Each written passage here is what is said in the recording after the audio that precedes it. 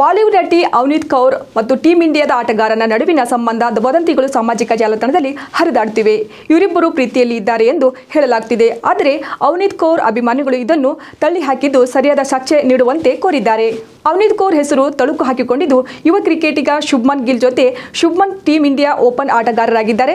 ಅವನೀತ್ ಹಾಗೂ ಶುಭ್ಮನ್ ಒಟ್ಟಿಗೆ ಸುತ್ತಾಡುತ್ತಿದ್ದಾರೆ ಎಂದು ಹೇಳಲಾಗ್ತಿದೆ.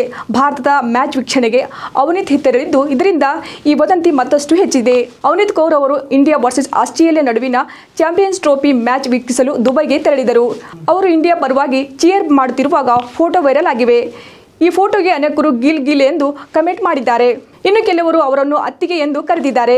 ಇನ್ನು ಕೆಲವರು ಕ್ರಿಕೆಟಿಗರನ್ನು ಇಂಪ್ರೆಸ್ ಮಾಡಲು ಸ್ಟೇಡಿಯಂಗೆ ಬರ್ತಾರೆ ಎಂದಿದ್ದಾರೆ.